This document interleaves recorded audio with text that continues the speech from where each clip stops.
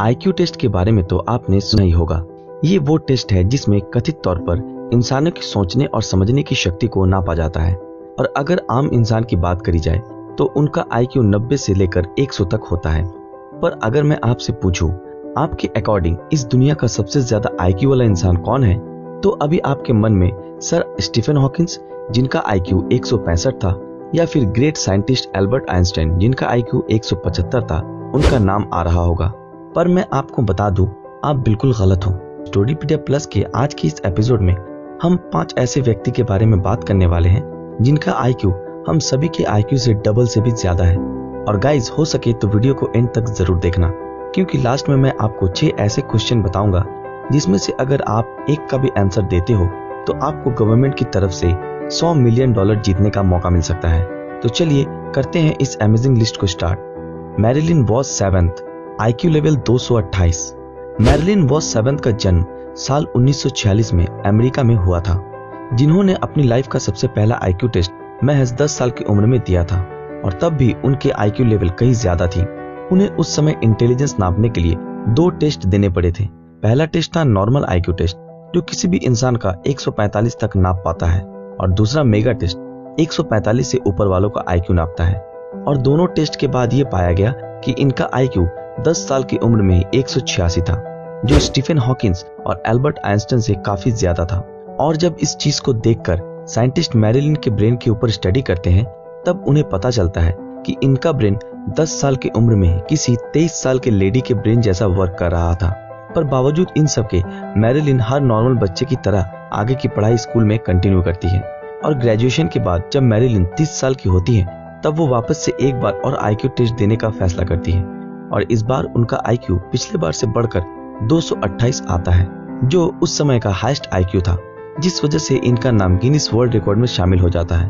और इनके लिए एक और अच्छी बात तो ये थी कि इसके बाद गिनीज बुक ऑफ रिकॉर्ड में से आईक्यू का कॉलम हटा दिया जाता है, जिससे ये हमेशा के लिए हाईएस्ट आईक्यू वाली पर्सन बन जाती है गिनीज बुक के अकॉर्डिंग।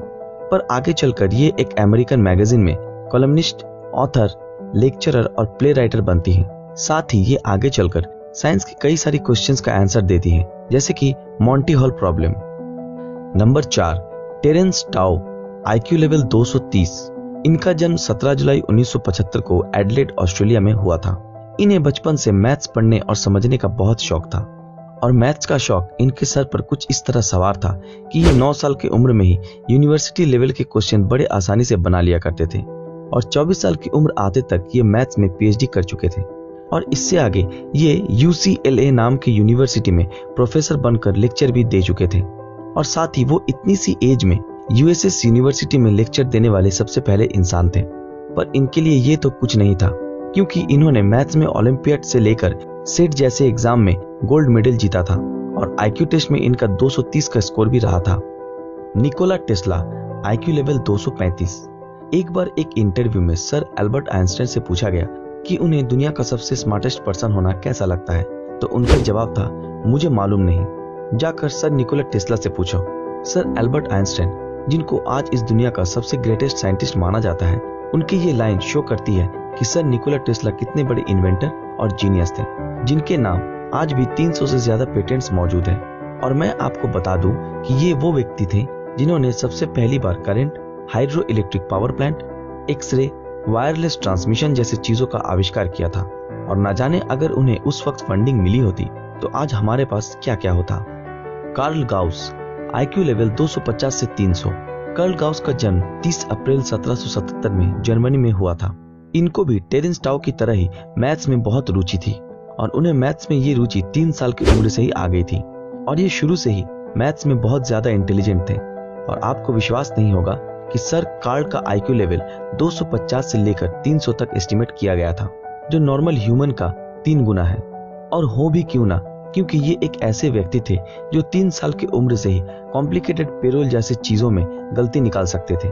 साथ ही इनके मैथ्स में number theory, geometry, probability theory, planetary astronomy, theory of function और पोटेंशियल थ्योरी में दिए गए कंट्रीब्यूशन को हम कभी नहीं भुला सकते।